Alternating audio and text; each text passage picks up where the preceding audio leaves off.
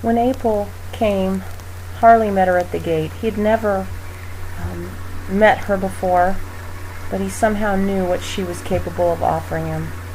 April has magic fingers, and it's like the horses know that. As you can see, Harley isn't even haltered. He's at liberty. He could leave. Yet it was like he volunteered, saying, "Hey, I need your help. I'm sore. I need some things fixed." And sure enough, he had some things that were definitely not right. April was able to bring a wealth of experience, a broad spectrum of modalities and learning that she has had, instruction she's had, as well as things that she's done with a variety of horses of all kinds, so that she could know how to help the horses. Harley can leave at any time, as you can see. And even when he did choose to leave, he'd come back as if to say, "Wait a minute, I'm not quite done yet. Can you help me some more?" You can see that April enjoys her work, too. She's so tender and loving and gentle with the horses. I love that about her. It's like she really does listen to what they have to say and offers them the best deal.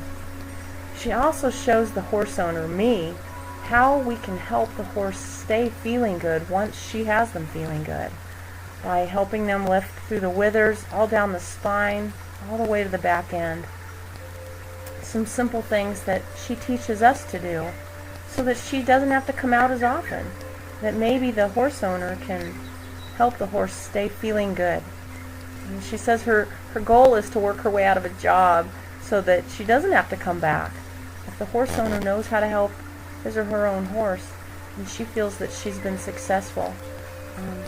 And I think that's pretty cool. That's a pretty great deal she offers us. So she not only makes her horses feel good, but shows us how to keep them feeling good.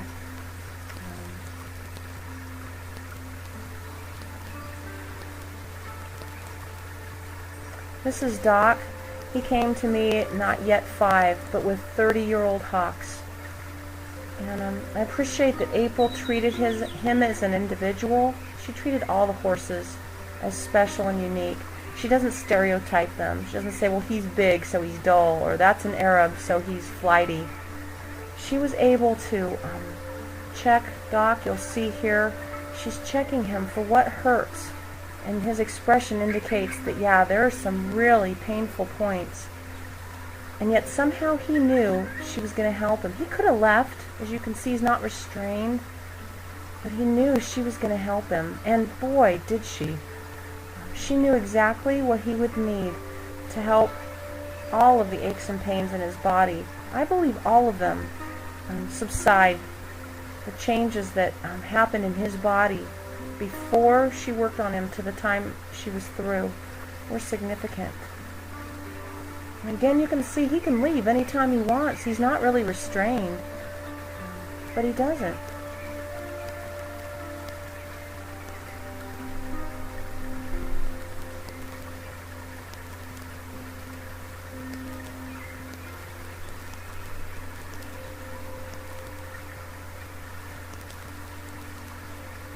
Here's another maneuver that April helps the horse owner learn. She helped me to help his shoulders stay supple by stretching down his leg. It's crossed over a bit in front of him. And by holding it there for a minute or so, I can help him with that limberness in his shoulders so that he's not as uncomfortable in his shoulders and on into his withers, which affects everything. This horse is affected. If one thing's off, everything's off. I'm amazed at how just one little thing seems to translate into his entire body. She helped him so much. It was really something. I mean, even his coat seemed to change. It's like the circulation got flowing, and he was like a different horse after she was done working on him. Now here, his back left leg, he's been typically very defensive. You'll see him warn her that he doesn't want her to touch him there. And yet she was patient, approached and retreated. She also had some courage, I have to say. And she began to show him that this is all knotted up in here, Doc. It doesn't have to be. And she was able to help soften all this balled up muscle that was probably making him extremely miserable. You can see he's relaxed there. She got way up high in there and helped him have suppleness he's probably not experienced in a long time. I can only imagine the difference he felt before she worked on him to by the time she was done. Had to be quite extreme. This is Dodger, our Mustang. Doesn't like much anybody touching him. He usually hightails it to the other end of the